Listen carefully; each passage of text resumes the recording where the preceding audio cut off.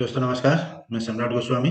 Welcome to my YouTube channel trader सब में आप सबका स्वागत है। दोस्तों, आज के वीडियो में हम डिस्कस करेंगे साइकोलॉजी के ऊपर। मैंने पहले भी एक साइकोलॉजी के ऊपर वीडियो बनाया था जो मेरे चैनल में है। आपने उसको नहीं देखा तो आपसे ये अनुरोध रहेगा कि आप जाके उस वीडियो को पहले एक बार देख लें। तो ये साइकोलॉजी वीडियो पार्ट 2 भी मान सकते हैं। इसमें हम स्पेशली डिस्कस करेंगे जो अभी पुराने ट्रेडर्स है, जो कुछ दिनों से ट्रेड कर रहे हैं, कुछ साल से ट्रेड कर रहे हैं, उनका जो भी चल रहा है ट्रेडिंग, उसके विषय में बात करेंगे। जो ट्रेड तो कर रहे हैं 3 महीना, 6 महीना, 1 साल, 2 साल के लिए, लेकिन अभी तक प्रॉफिटेबल नहीं हो पाया है, तो उनके लिए स्पेशली जो जो गलतियां वो करते हैं, उन गलतियों को हम थोड़ा एनालिसिस करें। और नए ट्रेडर्स के लिए ये एक सुविधा होगा कि उनको ये मालूम चलेगा कि उनको क्या क्या नहीं करना। तो इस रिलेटेड हम इस वीडियो में डिस्कशन करेंगे। तो पुराने ट्रेडर्स के लिए और नए ट्रेडर्स के लिए,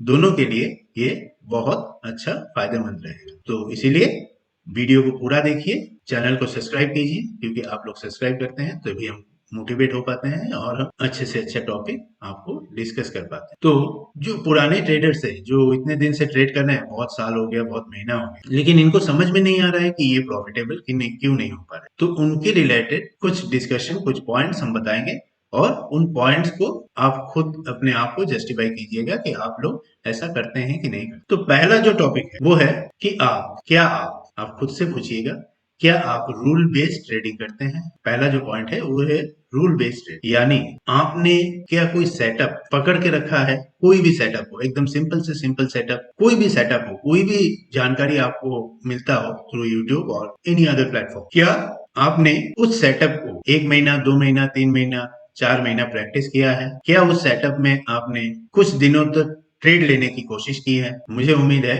कि ज्यादातर लोगों का कहना ये होगा कि नहीं। क्यों नहीं? क्योंकि नए जो कुछ दिन से ट्रेड कर रहे हैं, कुछ यूट्यूब वीडियोस देख लिए हैं, कुछ कोई गुरुज का कोई कमेंट देख लिए हैं, टीवी मीडिया का कोई न्यूज देख लिया है, उनको जो लगता है कि यहाँ पे ये बोला गया है तो इसको हम देखते हैं। पहले 2 दिन 3 दिन देखते हैं, कुछ में प्रॉफिट दिखता है, अचानक से थोड़ा बड़ा लॉस लग जाता है, तब क्या करते हैं? तब ये डिसाइड करते हैं नहीं, ये स्ट्रेटेजी ठीक नहीं है, मैं दूसरा कोई ट्राई करता हूँ। फिर दूसरा स्ट्रेटेजी देखते हैं, उसमें 2 4 दिन करते हैं, करने के बाद शुरुआत में प्रॉफिट होता है या शुरुआत में ही लॉस होने लगता है, तो उस स्ट्रेटेजी छोड़ के तीसरा स्ट्रेटेजी में पहुंच जाते हैं। यानी कोई अपने लिए कोई रूल बेस्ड ट्रेडिंग वो करते नहीं है। 3 ग्रीन कैंडल देखा तो चौथे में घुस जाते हैं, 3 रेड कैंडल देखा तो सेल करने लगते हैं। News, print media, social media पे देखते हैं कल निफ्टी क्रैश होने वाला है, तो सुबह को उठ के पुट खरीद के बैठ जाते हैं कि निफ्टी क्रैश होगा। तो इस तरह से बहुत सारे काम करते हैं, प्रैक्टिस करते रहते हैं 3 महीना, 6 महीना, कोई एक टॉपिक को पकड़ के, कोई एक स्ट्रेटेजी को पकड़ के बहुत लंबा समय तक काम करने में सक्षम नहीं हो। तो ये एक प्रमुख कारण है कि रूल बेस्ड ट्रेडिंग कर नहीं पाते हैं। इसके लिए 95% ट्रेडर्स लॉस मेकिंग ट्रेडर्स हो। तो पहला क्या करना चाहिए? रूल बेस्ड ट्रेडिंग आपको करना ही चाहिए। कैसे होगा? हम धीरे धीरे धीरे धीरे ये सारी चीज हम साइकोलॉजी पार्ट को और ज्यादा मजबूती से लाएंगे, क्योंकि सब लोग मार्केट में आप सुनते होंगे, सब लोग यही बोलते हैं कि 80% साइकोलॉजी, 20% टेक्निकली ही काम करते हैं। हालांकि हम दोनों टॉपिक कवर करेंगे, साइकोलॉजी एंड ट्रेडिंग को, लेकिन साइकोलॉजी के लिए आपको बहुत ज्यादा स्ट्रांग होना पड़ेगा, तभी जाके आप टेक्निकल टर्म्स को अच्छी तरह से इंप्लीमेंट कर पाए। यही कारण है कि ये साइकोलॉजी पार्ट 2 है। तो पहला ये है कि आपको रूल बेस्ड ट्रेडिंग करना है। अब दूसरा जो कारण है वो क्या है? Trade with emotion, emotional trading करते हैं। यानी सुबह को देखा आपने एक सेटअप, जो आपका फेवरेट सेटअप है, उसको लेके बैठे, सुबह को देख रहे हैं कि मेरे सेटअप से हिसाब से काम कर रहा है, लेकिन आप उसमें एंट्री नहीं कर पाते हैं। क्यों नहीं कर पाते हैं? क्योंकि आपका कोई बिटर एक्सपीरियंस होता होगा।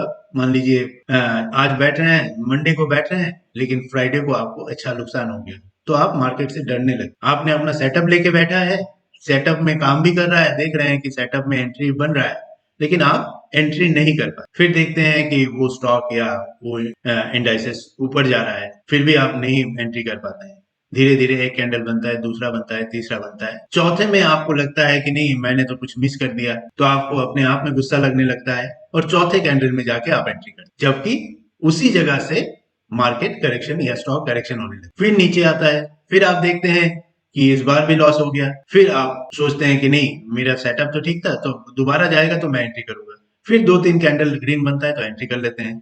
फिर वही पैटर्न सारा दिन घूमता रहता है, सारा दिन चलता रहता है, and as a result of this क्या होता है, डे के एंड में आप थोड़ा बहुत प्रॉफिट जो ब्रोकरेज के काम आता है या फिर पूरा का पूरा नुकसान देंगे। क्यों ऐसा होता है? क्योंकि आप इमोशन बेस्ड ट्रेड कर रहे थे, आप मार्केट से रिवेंज लेने का कोशिश और आप फियर ऑफ मिसिंग आउट के चक्कर में पड़ जाते हैं, यानी फोमो के चक्कर में पड़ जाते हैं और अच्छे ट्रेड में एंट्री नहीं कर पाते हैं और गलत जगह पे एंट्री हो जाता है। तो ये भी एक साइकोलॉजिकल पार्ट है, ये कोई गलती नहीं है, कोई दोष नहीं है, ये साइकोलॉजिकली आप में हावी हो जाता है। तो कैसे इसको रेक्टिफाई करना है, हम धीरे धीरे धीरे सारा टॉपिक कवर करेंगे। ये रेक्टिफाई हो सकता है, ये ठीक हो सकता है, आराम से ठीक हो सकता है, और आप इसके द्वारा इसको ठीक करके आप एक प्रॉफिटेबल ट्रेडर 100% बन सकते। तो दूसरा ये है कि आप इमोशन बेस्ड ट्रेडिंग करते, तो इसको भी चेंज करना पड़ेगा। मैं आज प्रॉब्लम के बारे में बता रहा हूँ, अगले आने वाले वीडियोस में हम उसको रेक्टिफाई कैसे करें उसको भी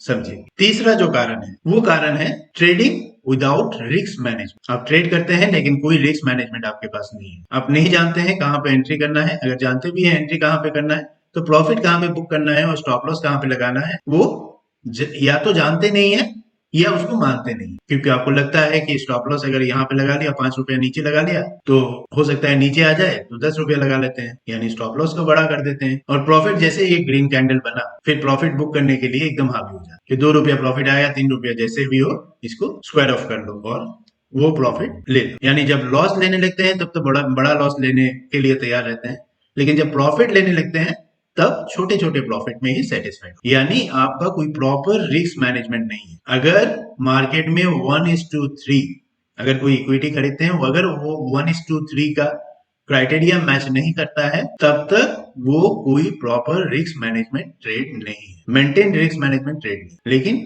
आप खुद अपने आप को जांच कीजिए कि कितने दिन आपने 1:3 का टारगेट अचीव किया है। तो ये तीसरा कारण है कि कोई प्रॉपर रिस्क मैनेजमेंट नहीं है। इसके विषय में भी हम बाद में डिस्कशन जरूर करेंगे। चौथा जो है, अब चौथे में आप क्या करते हैं, चौथे में आप लोग विशेष करके मैं नहीं बोल रहा हूं, जो भी पुराने ट्रेडर्स हैं वो कुछ लोग करते होंगे और कुछ लोग अपने मैनेजमेंट के हिसाब से करते होंगे, लेकिन मैं एज ए ओवरऑल आप लोगों को बोल रहा हूँ कि क्या करते हैं, कोई भी सेटअप आपको मिला, कोई भी सेटअप आपने देखा या सोचा, तब आप क्या करते हैं, 2-3 सेटअप का एक साथ मिक्सचर कर लेते, यानी चार्ट खोल के देखेंगे कि 56 इंडिकेटर आपके चार्ट में लगाया हुआ, RSI लगाया हुआ है, मूविंग एवरेज लगाया हुआ है, MACD लगाया हुआ है, ADX लगाया हुआ है, मूविंग एवरेज में 2-3 तरह के मूविंग एवरेज लगाया हुआ है। तो इस तरह से बहुत सारे इंडिकेटर्स का एक कॉम्प्लेक्स चार्ट तैयार कर लेते। RSI बोलता है खरीदो, MACD बोलता है मत खरीदो, मूविंग एवरेज बोलता है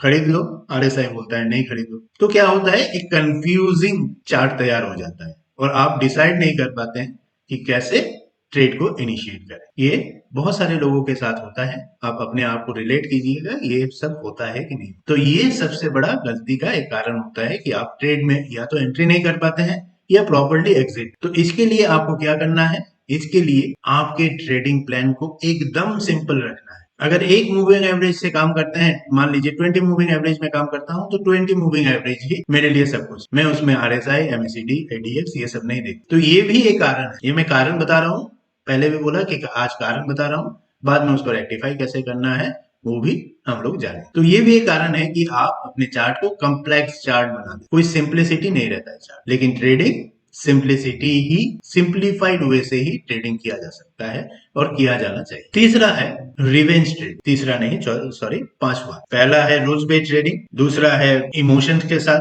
तीसरा है रिस्क मैनेजमेंट, चौथा है ओवर ट्रेड और पांचवा है रिवेंज ट्रेड। कोई ट्रेड आपने लिया, उसमें लॉस हो गया, तो आपका माइंड क्या बोलता है कि आपको आज के दिन में इस लॉस को कवर करना है, और जब कोई सेटअप ही नहीं बन रहा है तब भी आप एंट्री कर रहे हैं। क्यों? क्योंकि आपने पहले एक लॉस ले लिया, एक लॉस आपने बुक कर लिया है और आपको लगता है कि मैं इस मार्केट मेरे से बड़ा नहीं है, मैं मार्केट से बड़ा हूं, तो मैं इससे अपना जो दिया हुआ पैसा है वो वापस जरूर। लेकिन हम ये भूल जाते हैं कि मार्केट ही सब कुछ है। आपने फिल्म भी देखा होगा, यहाँ पे बोला जाता है कि विभाव भगवान है या मार्केट ही सब कुछ है। तो ये स्टॉक मार्केट या कोई भी फाइनेंशियल मार्केट हो, मार्केट सबसे बड़ा होता है, कोई व्यक्ति नहीं। लेकिन क्योंकि हम अपने आप को हर समय बड़ा मानते हैं तो हम अपना जो गलत डिसीजन है वो भी मार्केट का गलती है बोल के हम उसके ऊपर चले जाना चाहते हैं और हम फिर उसके साथ रिवेंज ट्रेड करते हैं। और as a result of this क्या होता है, तब हमारा दिमाग कोई काम नहीं करता है, तब हम गलत उल्टा सीधा ट्रेड लेने लगते हैं और अपने लॉस को और बड़ा करते हुए जाते। और मार्केट गलती से आपको कुछ दे भी दे, मान लीजिए आपने 1000 रुपया 2000 रुपया लॉस किया है, लेकिन जिस ट्रेड में आपने घुसा है